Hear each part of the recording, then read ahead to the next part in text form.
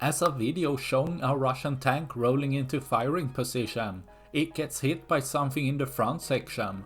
While it's hard to say if it's a drone strike, anti-tank guided missile or tank round, the tank, which looks like a T-90M due to the turret with a cope cage placed on top.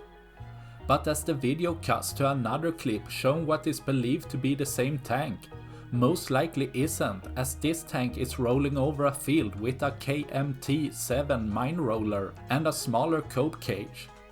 Most likely being a T-72B3 tank meant to push through a minefield.